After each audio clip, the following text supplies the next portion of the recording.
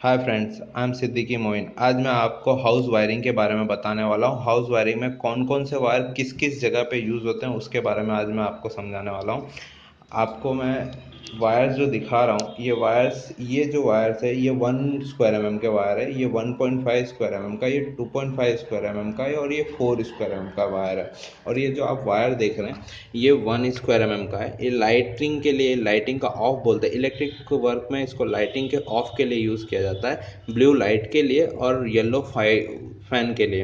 अब ये फ़ैन के लिए क्यों यूज़ होता है और ये लाइट के लिए, क्योंकि फ़ैन का ऑफ अलग से रेगुलेटर में देना होता है, इसीलिए इसमें पता चले, इसीलिए येलो की यूज़ किया जाता है। और न्यूट्रल न्यूट्रल लूप करके इन दोनों में न्यूट्रल लाया जाता है, इसीलिए फ़ैन का और लाइट का ऑफ न्यूट्रल सब एक स्विच बोर्ड में लाया जाता है। और ये 1.5 का वायर 1.5 का वायर आपका डीबी से लेके स्विच बोर्ड तक पावर लेके आता है। तो उसमें फेज, न्यूट्रल और अर्थिंग।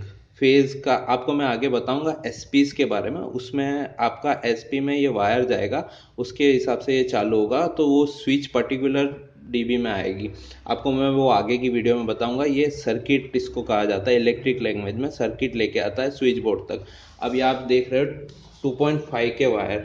अब ये 2.5 के वायर में जो है, आपको बताया जाता है कि जैसे 15 एम्पियर के स्विच बोर्ड हुए, तो 15 एम्पियर के स्विच बोर्ड में 2.5 की सर्किट चलती है। अब ये सर्किट के 2.5 की, इसमें क्या क्या चलेगा, तो इसमें फ्रिज हुआ, गीजर हुआ, फिर उसके बाद माइक्रोवेव हुआ, वो सब आपका इसमें कंटिन्यू चलेगा, इसमें कोई प्रॉब्लम नहीं आएगी। और अब 4 स्क्वायर का वायर में आपके एसी, ज़्यादातर लोग 4 स्क्वायर का वायर एसी के लिए यूज़ करते हैं। एसी का इसमें से ज़्यादातर चलता है।